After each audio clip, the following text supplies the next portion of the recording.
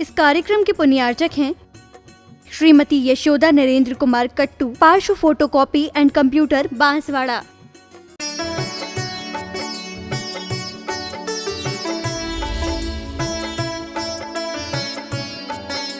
गर हो जन्म दोबारा जैन धर्म मिले, फिर से यही जिनालय जिनवर शरण मिले, फिर से यही जिनालय। गर हो जन्म दोबारा। क्या भावना है आप लोगों की? आप लोगों की सूरत देख करके हमें समझ में आ रहा है कि आपकी सबकी यही भावना है। भले बेटे पोतों के चक्कर में, गाड़ी लाड़ी के चक्कर में आप ये पुरानी बस्ती शराब की मोहल्ला छोड़ करके आलीशान कॉलोनी में चले गए। वहाँ जाने के बाद भी भावना तो यही है, फिर से जन्म दोबारा हो तो यही जैन धर्म मिले, यही जिनालय मिले, यही जिन भर मिले, यही भगवान की शरण मिले।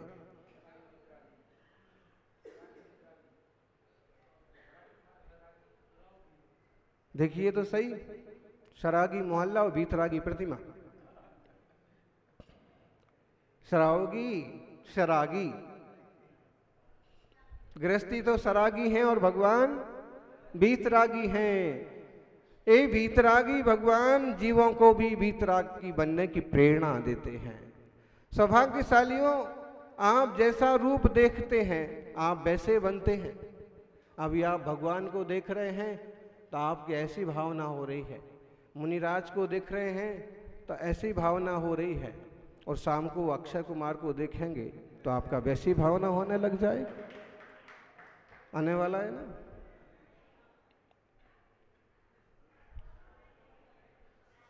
आप देखिए तो इतनी सारी प्रतिमा, पाटनी जी बता रहे थे 250 से ज्यादा प्रतिमाएं हैं बोले, और इस जिनालय में अधिकतम प्रतिमाएं हैं। थोड़ी सी प्रतिमाएं, कुछ प्राचीन प्रतिमाएं सोनी जी के उधर भी हैं, कुछ और जिनालयों में भी है। सामने जिनालय में 1000 साल पुरानी प्रतिमा है।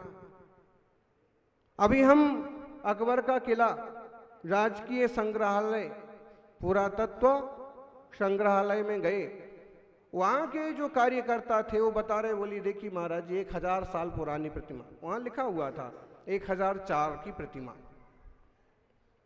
8वीं शताब्दी की प्रतिमा। उसमें से एक श्रावक बोला ना तब यहाँ अकबर आए थे, तब पृथ्वीराज भी नहीं हुए थे, उसके ना विक्रम हुए थे, उसके पहले की जिन प्रतिमाएं यहाँ विराजमान है।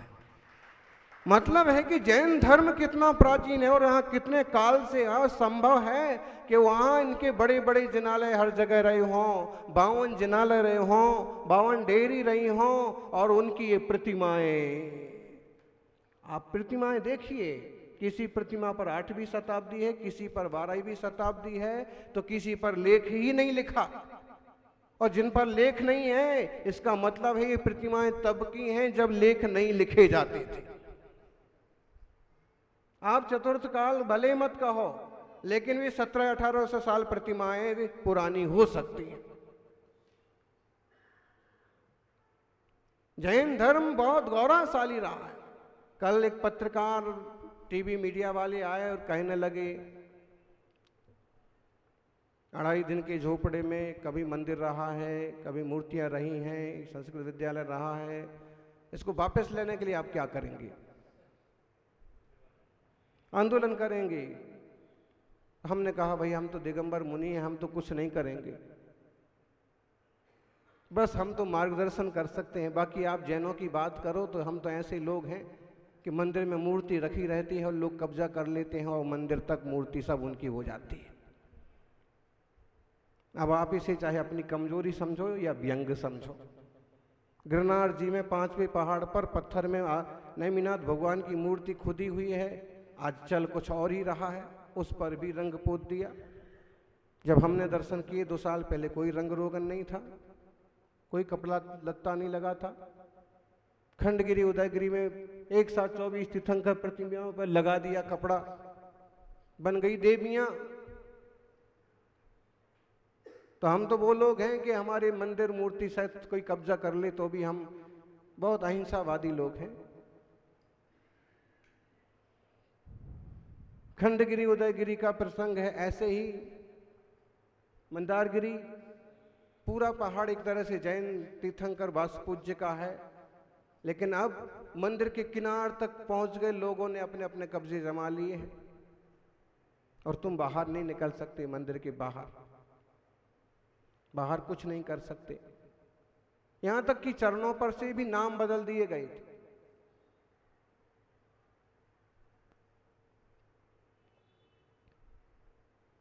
कितने सारे प्रमाण हैं। कोल्हापुर का एक विशाल प्रसिद्ध मंदिर है, तीर्थंकरों की मूर्तियां लगी हुई हैं। कुतुब मीनार, भाई हम तो देखो जहां जाते हैं पूरा एनालिसिस करके ही वहां से वापस जाते हैं। हम तो वहां भी गए, वहां की खंभों पर तीर्थंकर भगवान की प्रतिमाएं खुदी हुई, वो मूर्ति घिस दी गई, क्या बोलते हैं उसको, छील दी गई। छीलने के बाद भी ऐसी मुद्रा दिख रही है। तब भी हम कोई दावा नहीं करते। हम बहुत अहिंसक शांति प्रिय लोग हैं। तिरुपति बालाजी का लेख प्रकाशित है, पत्रिकाओं में छपा है कि यहाँ पर ये मामला, यहाँ जैन प्रतिमा रही हैं। अब देखिए बहुत सारे अब इस तरह से जाएंगे, फिर वही तो हम कह रहे हैं, डर ये भी लगता है हमारे आसपास रहने वाले हमारे बड़े भाई नाराज ना हो जाएं, ये भी दिक्कत है। हम ठोस शब्दों में कह दें कि ठीक है 2.5 दिन का झोपड़ा जैन मंदिर था, 52 जिनालय थे, कोई दम से खड़ा होने वाला भी तो चाहिए कि हाँ 52 जिनालय थे और हम वापस लेके रहेंगे।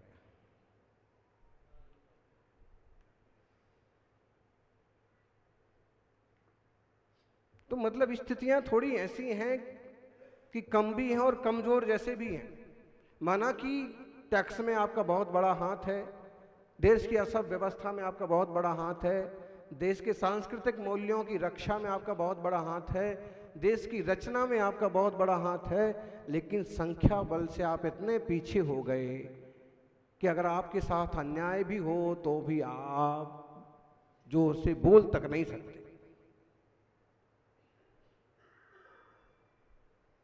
लोकतंत्र में ज्ञान नहीं गिना जाता है, लोकतंत्र में आपका योगदान नहीं गिना जाता है, लोकतंत्र में दिमाग नहीं गिना जाता है, खोपड़ियां गिनी जाती हैं। सिर के अंदर क्या भरा है वो नहीं गिना जाता है।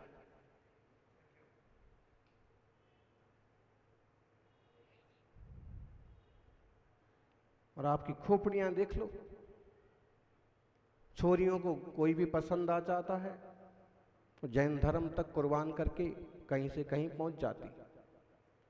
छोरों का भी ठिकाना पड़ता नहीं। अच्छे अच्छे परिवारों में कहां कहां से कबाड़ के ले आए।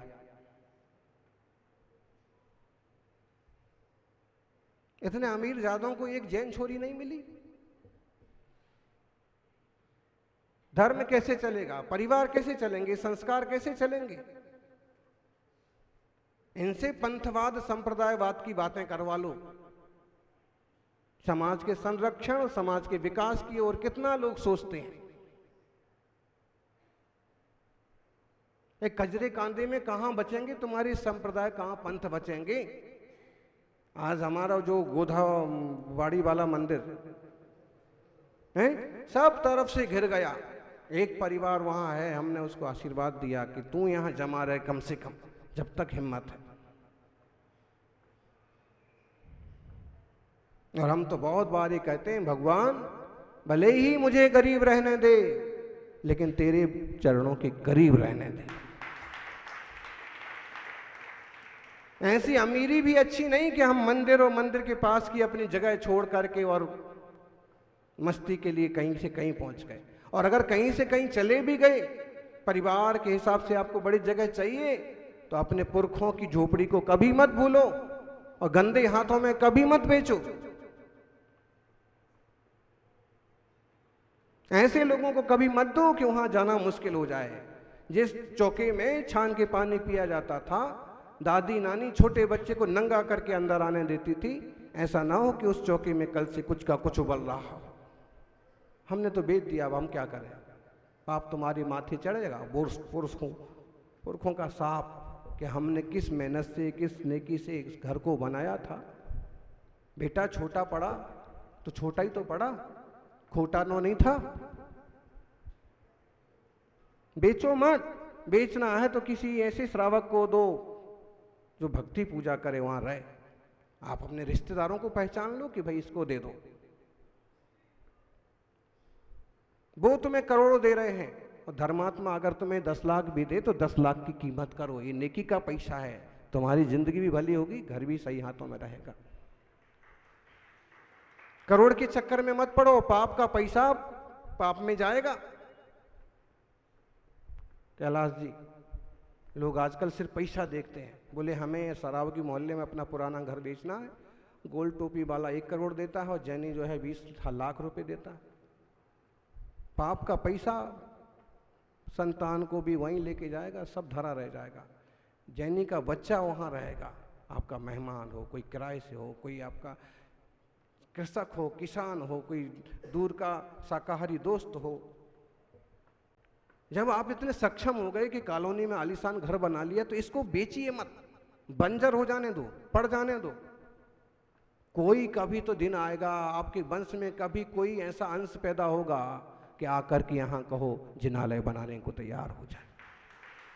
हो सकता है मंदिर को देने को तैयार हो सकता है, हो जाए कि मुनिराजों के ठहरने के लिए कल हो संतशाला बनाने के काबिल आपकी पीढ़ी में कोई निकल पड़े।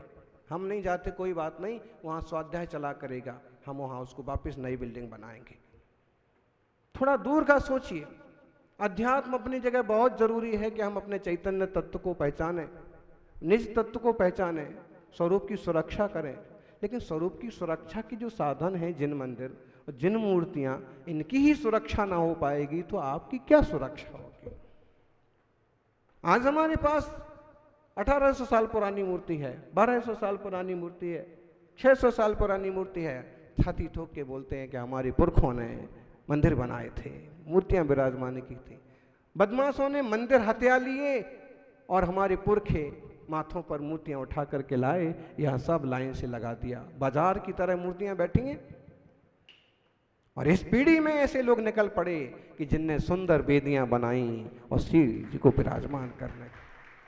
हो सकता है कि 400-500 साल बाद ये काम हो रहा हो कि बड़ी विधि बने और श्री जी आप सही आसन पर बैठ रहे, लेकिन वो पुरखे जो उस दिन सुना होगा और नंगे पैर भाग के गए होंगे कि हमारी मूर्तियों के साथ ऐसा हुआ है और हम कुछ नहीं कर पा रहे हैं, तो कैसे लाए होंगे, कैसे यहाँ एडजस्ट किया होगा, कैसे, विचार करिएगा। पृथ्वीराज के पहले यहाँ जैन मंदिर थे, अकबर से बहुत पहले यहाँ जिनालय थे। जैन सरस्वती की प्रतिमाएं हम देख करके आया भी। जैन सरस्वती का मतलब क्या? सरस्वती कंठाभरण संस्कृत विद्यालय यहाँ रहा है और उसका मतलब है कि जैन सरस्वती वहां रही है। और इसका मतलब है कि शिक्षा क्षेत्रों में जैन धर्म की और प्रतिमाओं की भी अपनी एक बड़ी महत्ता थी। संस्कृत विद्यालय का मतलब केवल वैदिक शिक्षा नहीं है। संस्कृत विद्यालय में वैदिक शिक्षा, जैन शिक्षा, संस्कृत शिक्षा, प्राचीन भाषाओं की शिक्षा, प्राचीन सनातन संस्कृति की शिक्षा। सनातन संस्कृति से आप क्या समझते? सनातन संस्कृति में दोनों धाराएं हैं, वैदिक और श्रमण। आदिना सनातन तीर्थंकर, सनातन का मतलब हुआ जिनके आने का कोई आदि नहीं मालूम है, जिसकी बहुत प्राचीनता है। वो हम अपने आप को सनातन कहने से ना हिचके। ये बात अलग है कि आज वो शब्द एक ढांचे में ढल गया, लेकिन फिर भी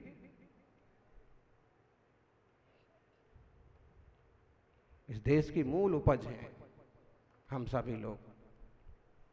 ऐसे में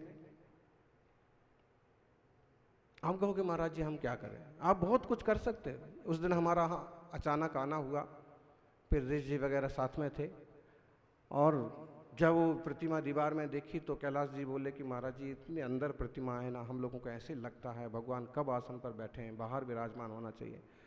सबों ने, वहाँ जितने लोग खड़े थे, अध्यक्ष, उपाध्यक्ष, मंत्री, कार्यकर्ता, पुजारी, हमने कहा कि अगर श्री जी को बाहर लाना है तो अभी लाइए। मुनिश्री बोले कि आज निकाल लिया बाहर तो निकाल लिया, नहीं तो फिर श्रावकों की गुरु भक्ति देखो, प्रभु के प्रति समर्पण देखो। हाथों हाथ उन्होंने सोने का हाथी नहीं मिला तो सोने की अंगूठी से थोड़ा सा वहां की मिट्टी निकाली और श्री जी को पंडित चाहिए, मुहूर्त चाहिए, समाज इकट्ठी करेंगे, मीटिंग करेंगे, जैसे बहाने एक तरफ रख करके और समाज का उदार हृदय देखिए, सब लोगों ने इस कदम का स्वागत किया। बहुत अच्छा काम। एक भी आदमी टेढ़ा खड़ा हो जाए तो इस महोत्सव का स्वाद बिगड़ जाता है। बिगड़ेगा कुछ नहीं, स्वाद बिगड़ जाएगा। एक हमारा भाई नाराज होकर बाजू में खड़ा हो गया, हम सब कुछ करते करते लगेगा कि यार उसको मनाना था उसको, लेकिन यहाँ ऐसा कुछ नहीं। सब एक जाजम पर आनंद से बैठे हैं, और हमारी लालसा है, इच्छा है कि पूरा अजमेर एक जाजम पर बैठना चाहिए। मंदिरों की व्यवस्था के लिए पंचायतें हैं, मंदिरों की व्यवस्था के लिए अध्यक्ष वगैरह हैं, मुनि संघों की व्यवस्था के लिए समितियां हैं, सारी चीजें होती हैं, होना चाहिए। लेकिन जब जिन धर्म की, समाज की बात आती है तो हम सब एक ही चादर पर बैठे हुए लोग हैं, एक छत के नीचे इकट्ठे होंगे। कल अक्षय तृतीया को हम एक साथ भगवान को विराजमान करेंगे, और परसों एक विशाल जुलूस के माध्यम से छत्री योजना में तीर्थंकरों की पंच पहाड़ी की रचना में शामिल होंगे। सौभाग्यशालियों, भीतर क्या है वो नहीं दिखता है। आप खूब आध्यात्मिक हैं, आप तत्वज्ञानी हैं, वो भीतर क्या है वो आपके बाहर के क्रियाकलाप से दिखता है। ये मुनिराजों को देखिए, चुपचाप हाथ पर हाथ रखे बैठे हैं। आप उनकी मुद्रा देख रहे हैं तो ऐसे लग रहा है कि कैसे शांत हैं, कितने भीतर डूबे हैं। मतलब वो भीतर डूबे हैं, वो भी आप बाहर देख के मालूम करते हैं। आप सब धर्मात्मा है और एक दूसरे से प्यार है, वात्सल्य है। ये कैसे मालूम पड़ेगा? जब वक्त पड़ा और एक साथ खड़े होंगे, एक मंदिर में कार्यक्रम हो और सब उसमें जुटे होंगे, आम जनता कहेगी साहब जैन समाज एक है। जब मौका पड़ता है सब इकट्ठे होकर के काम करते हैं, मुनि संघों की सेवा करते हैं। एक इशारे पर पुरानी बस्ती में 15-15 परिवारों में परगहान हो जाता है। आज वर्षों में पहली बार होगा एक साथ 15 परिवारों में 2500 श्रावक हे स्वामी नमोस्तु नमोस्तु नमोस्तु। अगर हम उतना नहीं कर सकते हैं तो जितना बने उतना जरूर करिएगा। 24 तीर्थंकर भगवान की।